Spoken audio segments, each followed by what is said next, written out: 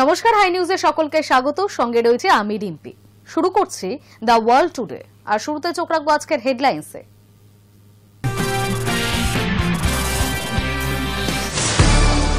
পাকিস্তান ও আফগানিস্তানের মধ্যে সম্পর্কের টানাপোড়েনের মধ্যেই আফগানিস্তানের বাণিজ্য ও শিল্পমন্ত্রীর উদ্যোগ বিশেষ তাৎপর্যপূর্ণ। দুই দেশের মধ্যে বাণিজ্য বিনিয়োগ আরও বাড়াতে পুরোপুরি প্রস্তুত কাবুল। এবছরের শেষ দিকে ভারত সফরে আসার কথা ছিল ইসরায়েলের প্রধানমন্ত্রী বেঞ্জামিন নেতানিয়াহু, কিন্তু দিল্লিকাণ্ডের পর সেই সফর তিনি পিছিয়ে দিয়েছেন বলেই সূত্রের খবর। বিভেদ ভুলে আরও কাছাকাছি আসার বার্তা দিলেন আমেরিকার প্রেসিডেন্ট ডোনাল্ড ট্রাম্প চীনের প্রেসিডেন্ট শি জিনপিংকে। অন্যদিকে আগামী বছর এপ্রিল মাসে ট্রাম্পকে বেজিংয়ে আসার আমন্ত্রণ জানিয়েছেন চীনের প্রেসিডেন্ট। বাংলাদেশের রপ্তানির জন্য চাল কিনছে পাকিস্তান সরকার। ইতিমধ্যেই 1 লক্ষ টন চাল কেনার দরপত্র আহ্বান করেছে পাকিস্তান। পাকিস্তান ও আফগানিস্তানের মধ্যে সম্পর্কের টানাপোড়েনের মধ্যেই আফগানিস্তানের বাণিজ্য ও শিল্প মন্ত্রীর উদ্যোগ বিশেষ তাৎপর্যপূর্ণ। দুই দেশের মধ্যে বাণিজ্য বিনিয়োগ আরও বাড়াতে পুরোপুরি প্রস্তুত কাবুল। ভারতের সঙ্গে বাণিজ্য ও কূটনৈতিক সম্পর্ক আরও শক্তিশালী করতে এবার সরাসরি বার্তা দিল কাবুল। পাকিস্তান ও আফগানিস্তানের মধ্যে সম্পর্কের টানাপোড়েনের মধ্যেই আফগানিস্তানের বাণিজ্য ও শিল্পমন্ত্রী আলহাজ নুরউদ্দিন আজিজের এই উদ্যোগ বিশেষ তাৎপর্যপূর্ণ। তিনি স্পষ্ট জানিয়ে দিলেন, ভারত আফগানিস্তানের কাছে এক গুরুত্বপূর্ণ অংশীদার, আর দুই দেশের মধ্যে বাণিজ্য ও বিনিয়োগ আরও বাড়াতে কাবুল পুরোপুরি প্রস্তুত। প্রথমবার ভারত সফরে এসেছেন আফগানিস্তানের বাণিজ্যমন্ত্রী।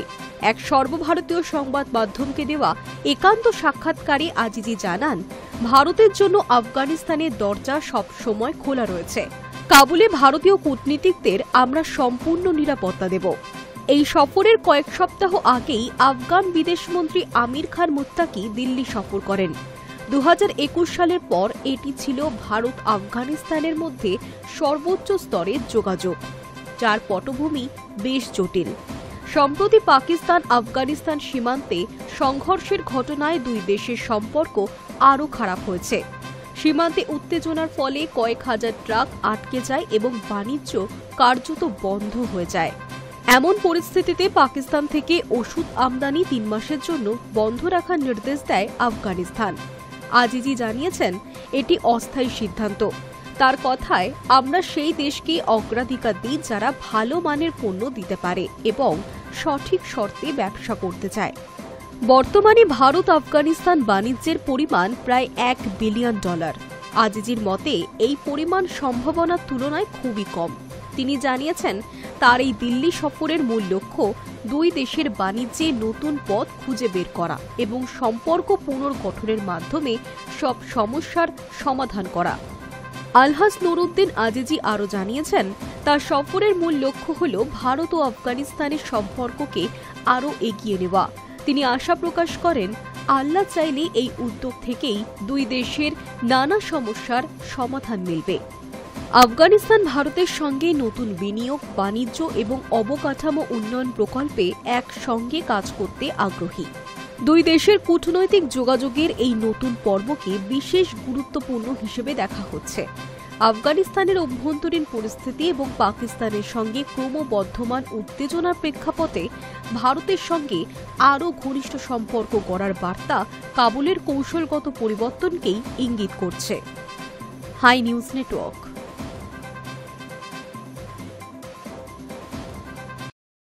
বিশ্বের সব উন্নয়নশীল দেশেও রয়েছে একাধিক চ্যালেঞ্জ। সেই সব চ্যালেঞ্জের কথা মাথায় রেখেই দক্ষিণ আফ্রিকা থেকে বিশেষ বার্তা দিলেন প্রধানমন্ত্রী নরেন্দ্র মোদী। বিশ্বের উন্নয়ন যজ্ঞে সামিল হতে 6 নতুন উদ্যোগের প্রস্তাব রাখলেন প্রধানমন্ত্রী।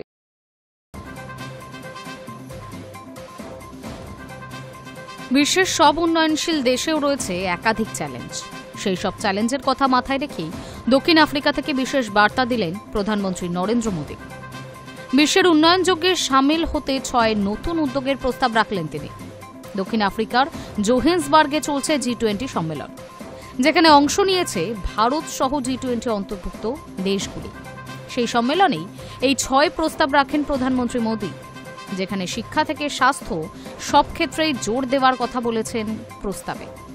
6 প্রস্তাবের মধ্যে প্রথমেই রয়েছে গ্লোবাল ট্র্যাডিশনাল নলেজ রিপোজিটরি।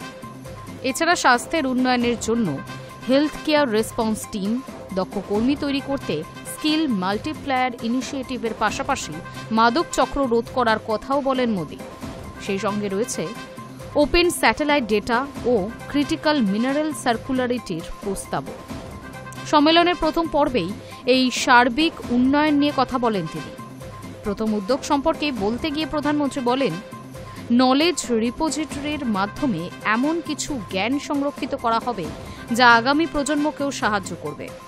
এই ক্ষেত্রে ভারতের যে একটি ঐতিহাসিক গুরুত্ব আছে সেই কথা উল্লেখ করেন মোদি। আর স্কিল মাল্টিপ্লায়ার উদ্যোগ প্রসঙ্গে প্রধানমন্ত্রীর বক্তব্য, এই উদ্যোগের মাধ্যমে আগামী 1 দশকে অন্তত 10 লক্ষ প্রশিক্ষক তৈরি করা হবে।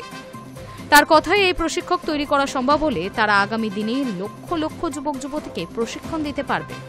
শুধু তাই নয়, এই উদ্যোগ সফল হলে আফ্রিকার দীর্ঘমেয়াদী উন্নয়ন সম্ভব হবে বলে মনে করেন মোদি। এছাড়া হেলথ কেয়ার রেসপন্স টিম তো যে কোনো দেশের জন্যই জরুরি। যে কোনো আপাতকালীন অবস্থায় কাজ করতে এমন একটি টিম থাকা প্রয়োজন বলেই মনে করেন ভারতের প্রধানমন্ত্রী। এক্ষেত্রে মোদির পরামর্শ হল, G20 দেশগুলি থেকে কয়েকজন মেডিকেল এক্সপার্ট মিলে এমন একটি টিম তৈরি করবে যা কোনো জরুরি অবস্থা বা প্রাকৃতিক দুর্যোগের সময় দ্রুত কাজ করতে পারবে। এছাড়া আলোচনা হয়েছে মাদক চক্র রুখতে উদ্যোগের বিষয়েও। মোদির বক্তব্য, নিরাপত্তা, অর্থ সব বিভাগকেই সেখানে শামিল করতে হবে, তবেই মাদক চক্র আটকানো সম্ভব হবে বলেই মনে করেন তিনি। উন্নয়নশীল দেশগুলি কৃষি বা মৎস্য চাষের ক্ষেত্রে যে চ্যালেঞ্জের মুখে পড়ে তার জন্য মহাকাশ গবেষণা সংস্থাগুলিকে এগিয়ে আসতে হবে বলেই মনে করেন মোদি। সেই কারণে তার ওপেন স্যাটেলাইট ডেটার প্রস্তাব রাখেন। শুধু তাই নয়, আর যে কোনো দেশের ক্ষেত্রে মাইনিং বা খনি সংক্রান্ত উদ্যোগকে গুরুত্বপূর্ণ বলে মনে করেন মোদি। তিনি মনে করেন যে কোনো দেশকেই মিনারেল সার্কুলারিটির উদ্যোগ উন্নয়নের দিশা দেখাতে পারে। ফলে দেশকেও বিশেষ নজর দেওয়ার প্রস্তাব প্রধানমন্ত্রীর। 3 দিনের সফরে আফ্রিকায় গিয়েছেন প্রধানমন্ত্রী মোদি। সেখানে দাঁড়িয়ে প্রধানমন্ত্রী উল্লেখ করেন, বিশ্বের সার্বিক উন্নয়নের জন্য আফ্রিকার উন্নয়ন করা খুবই জরুরি। ভারত যে সবসময় আফ্রিকার পাশে আছে সেই কথা উল্লেখ করেন Narendra Modi. High news network. নয়াদিল্লির বিস্ফোরণের ঘটনার পর নিরাপত্তা পরিস্থিতি নিয়ে উদ্বেগ বেড়েছে, আর এর জেরে প্রভাব পড়েছে আন্তর্জাতিক মহলে। এবছরের শেষ দিকে ভারত সফরে আসার কথা ছিল ইসরায়েলের প্রধানমন্ত্রী বেঞ্জামিন নেতানিয়াহুর, কিন্তু এই দিল্লি কাণ্ডের পর সেই সফর তিনি পিছিয়ে দিয়েছেন বলেই সূত্রের খবর। নয়াদিল্লির বিস্ফোরণের ঘটনার পর নিরাপত্তা পরিস্থিতি নিয়ে উদ্বেগ বেড়েছে, আর এর জেরে প্রভাব পড়েছে আন্তর্জাতিক মহলেও। এবছরের শেষ দিকে ভারত সফরে আসার কথা ছিল ইসরায়েলের প্রধানমন্ত্রী বেঞ্জামিন নেতানিয়াহুর, কিন্তু দিল্লি কাণ্ডের পর সেই সফর তিনি পিছিয়ে দিয়েছেন বলে সূত্রের খবর। মাত্র 2 সপ্তাহ আগে রাজধানীর প্রাণকেন্দ্রে ঘটে যায় বিস্ফোরণের ঘটনা। সেই ঘটনায় 15 জনের মৃত্যু হয় এবং বহুজন আহত হয়েছিলেন। গত 1 দশকে দিল্লির সবচেয়ে বেশি ভয়াবহ এই হামলার পর ইসরায়েলি নিরাপত্তা সংস্থাগুলি জরুরি ভিত্তিতে ঝুঁকি মূল্যায়ন শুরু করে। ইসরায়েলের স্থানীয় সংবাদ মাধ্যম সূত্রে জানা গিয়েছে, পরিস্থিতি স্থিতিশীল না হওয়া পর্যন্ত নেতানিয়াহু চলতি বছরে আর ভারত সফর করবেন না। আগামী বছরে নতুন তারিখ খুঁজবেন। সূত্রের উদ্ধৃতি দিয়ে প্রতিবেদনে বলা হয়েছে, মোদির সঙ্গে বৈঠকের জন্য তিনি যে সফরসূচি তৈরি করেছিলেন তা আপাতত স্থগিত। এর আগে বছর জুড়ে 3 দফায় ভারত সফরের পরিকল্পনা করা হয়েছিল নেতানিয়াহুর জন্য। তবে সেপ্টেম্বরে ভোটকে কেন্দ্র করে ব্যস্ততা দেখিয়ে তিনি 9 সেপ্টেম্বরে একদিন সফর বাতিল করেছিলেন। তার আগে এপ্রিল নির্বাচনের সময়সূচির জন্য একইভাবে অনুষ্ঠান পিছিয়ে গিয়েছিল। এবার দিল্লি কাণ্ডকে সামনে রেখে তিনি ভারত সফর পিছিয়ে দিলেন। ইসরায়েলে তার দল একটি আন্তর্জাতিক গ্রহণযোগ্যতা তুলে ধরার গুরুত্বপূর্ণ মুহূর্ত হিসেবে দেখছিল। জুলাই মাসে নেতানিয়াহুর প্রচার শিবির প্রধানমন্ত্রী মোদি, মার্কিন প্রেসিডেন্ট ডোনাল্ড ট্রাম্প এবং রাশিয়ার প্রেসিডেন্ট পুতিনের সঙ্গে তার ছবিযুক্ত ব্যানার টাঙিয়ে প্রচার চালায়। বার্তা ছিল তিনি বিশ্ব নেতৃত্বের আলাদা সারিতে অবস্থান করছেন। 2017 সালে প্রধানমন্ত্রী মোদি তেল আভিভ সফর করেন, আর 2018 সালের জানুয়ারিতে ভারত সফর করেছিলেন নেতানিয়াহু। 2 দেশের কূটনীতিতে এই ব্যক্তিগত সম্পর্ককে বিশেষ গুরুত্বও দেওয়া হয়। ফলে সফর স্থগিত হওয়াকে ইসরায়েল ভারত রাজনৈতিক সমীকরণের দিক থেকেও গুরুত্বপূর্ণ বলে মনে করছে। প্রসঙ্গত, দিল্লিতে লালকেল্লার কাছে I-20 গাড়িতে বিস্ফোরণের ঘটনাটি ঘটে। ওই গাড়িতে বসেছিলেন চিকিৎসক তথা আত্মঘাতী বোমারু উমর মোহাম্মদ। সেই উমরের সহযোগী চিকিৎসক মুজাম্মিল শাকিল এখন এনআইএর হেফাজতে। এনআইএ সূত্রে খবর, শাকিল জেরায় দাবি করছে গত 2 বছর ধরে বিস্ফোরণের পরিকল্পনা ছিল তাদের। এই 2 বছর ধরে বিস্ফোরক রিমোট বোমা তৈরির জন্য সরঞ্জামও জোগাড় করা হয়েছিল। দেশের বিভিন্ন শহরে বিস্ফোরণ ঘটনা পরিকল্পনা ছিল জৈশের সঙ্গে যুক্ত হোয়াইট কলার গোষ্ঠীর। আর সেই ছক প্রথমে তৈরি হয়েছিল 2023 সালে। ধৃত চিকিৎসকেরা জেরায় এমনটাই জানিয়েছে এনআইএ-কে। High news network. বিভেদ ভুলে আরও কাছাকাছি আসার বার্তা দিলেন আমেরিকান প্রেসিডেন্ট ডোনাল্ড ট্রাম্প চীনের প্রেসিডেন্ট শি জিনপিংকে। অন্যদিকে আগামী বছর এপ্রিল মাসে ট্রাম্পকে বেজিং আসার আমন্ত্রণ জানিয়েছেন চীনের প্রেসিডেন্টও।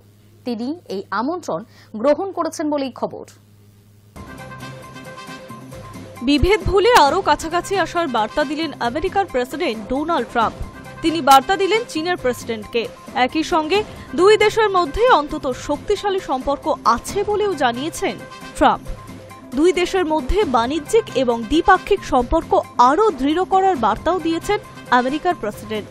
আগামী বছরের এপ্রিল মাসে তাকে বেজিং আসার আমন্ত্রণ জানিয়েছেন চীনের প্রেসিডেন্ট। তিনি এই আমন্ত্রণ গ্রহণও করেছেন বলে খবর। সোমবার দুই দেশের সম্পর্ক ছাড়াও ইউক্রেনের লড়াই সহ অন্যান্য নানা বিষয়ে টেলিফোনে কথা হয়েছে আমেরিকা ও চীনের প্রেসিডেন্টের মধ্যে। তারপরেই ট্রুথ সোশ্যালে এই কথা জানিয়েছেন আমেরিকার প্রেসিডেন্ট। ওই পোস্টে ট্রাম্প লিখেছেন, চীনের সঙ্গে আমাদের সম্পর্ক অত্যন্ত শক্তিশালী।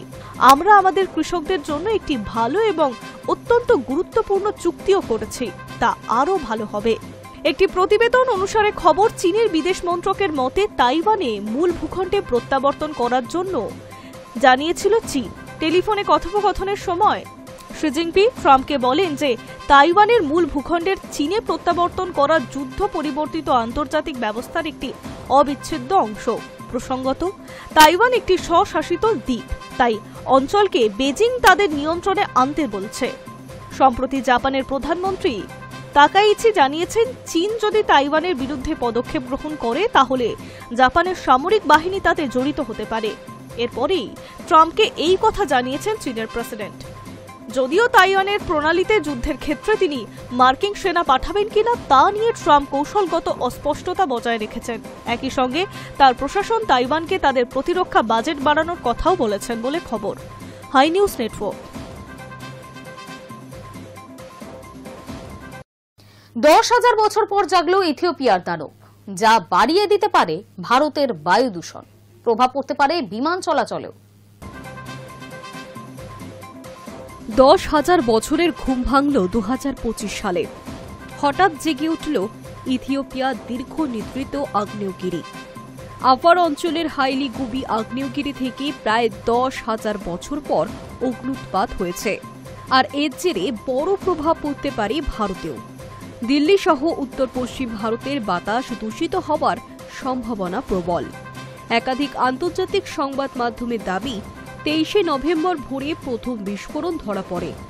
এই বিস্ফোরণের জেরে প্রায় 15 কিলোমিটার উচ্চতায় ছাই ও সালফার ডাই অক্সাইডের ঘনস্তর উঠে গেছে আকাশে। তুলুজ ভলকানিক অ্যাশ অ্যাডভাইজারি সেন্টারের পর্যবেক্ষণ বলছে, বাতাসের গতিপথে ভেসে ছাইয়ের মেঘ লোহিত সাগর পেরিয়ে ইয়েমেন ও ওমানের দিকে সরে গেছে। একাধিক দেশের বিমান নিয়ন্ত্রক সংস্থা সতর্কতা জারি করেছে। আকাশপথের নিরাপত্তায় নজরদারি বাড়ানো হয়েছে। তবে এখনও এলাকায় কোনো ভূমিকম্পনের আভাস নেই। ফলে পরিস্থিতি বোঝার একমাত্র ভরসা মহাকাশ ভিত্তিক পর্যবেক্ষণ। এই অগ্ন্যুৎপাতের প্রভাব এখন ছড়িয়ে পড়ছে ভারতীয় আকাশপথেও। আবহাওয়া বিশেষজ্ঞদের মতে 10 থেকে 15 কিলোমিটার উচ্চতায় ভেসে থাকা ছাই সোমবার রাতেই গুজরাটে ঢুকেছে। এরপর তা রাজস্থান, দিল্লি, এনসিআর ও পাঞ্জাবের দিকে এগোতে পারে। বিমান চলাচলে প্রভাব পড়তে শুরু করেছে। ইতিমধ্যেই কয়েকটি আন্তর্জাতিক রুটে উড়ান ঘুরিয়ে দেওয়া হয়েছে। ইন্ডিগো 6টি ফ্লাইট বাতিল করেছে। মুম্বাই বিমানবন্দর সূত্রে খবর, পাকিস্তান আকাশসীমা ব্যবহার না করতে পারায় ভারতীয় বিমান সংস্থাগুলি সবচেয়ে বেশি সমস্যায় পড়ছে। কর্তৃপক্ষের আশঙ্কা, মঙ্গলবার থেকে পরিস্থিতি আরও জটিল হতে পারে। তবে আইএমডি জানিয়েছে ছাই উচ্চ স্তরে থাকায় স্থলভাগে দূষণ বা দৃশ্যমানতার বড় সমস্যা হওয়ার সম্ভাবনা কম। আকাশ ধূসর বা মেঘলা দেখাতে পারে, রাতের তাপমাত্রা সামান্য বাড়তেও পারে। মোটের উপর দক্ষিণ পশ্চিম এশিয়ার আকাশসীমায় আপাতত নজিরবিহীন সতর্কতা জারি। এদিকে এমনিতেই বায়ু দূষণের জেরে দিল্লির অবস্থা খারাপ। সরকারি থেকে বেসরকারি সব দপ্তরকেই জানানো হয়েছে আপাতত অফিসে অর্ধেক কর্মীকে দিয়ে কাজ করাতে হবে, বাকি কর্মীরা বাড়ি থেকে কাজ করবেন। দূষণ কমানো ও রাস্তায় যানবাহনের চাপ নিয়ন্ত্রণে রাখতেই এই সিদ্ধান্ত কার্যকর করা হয়েছে। এই নির্দেশ জারি হয়েছে গ্রেডেড রেসপন্স অ্যাকশন প্ল্যানের তৃতীয় ধাপ বা গ্র্যাপ ৩ অনুযায়ী।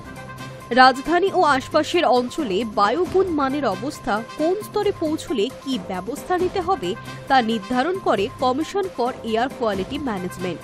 সেই পর্যবেক্ষণেই পরিস্থিতি শোচনীয় হয়ে ওঠার আগে এই সীমিত উপস্থিতির নিয়ম মানা জরুরি। সরকারের দাবি, অফিসে উপস্থিতি কমলে যানবাহনের সংখ্যা হ্রাস পাবে। পাশাপাশি নির্মাণ কাজে বিধিনিষেধ, ডাস্ট কন্ট্রোল এবং নিয়মিত মনিটরিং এই সমস্ত ব্যবস্থা ইতিমধ্যেই চালু হয়েছে। দূষণ না কমলে আরও কড়া নিষেধাজ্ঞা জারি হতে পারে।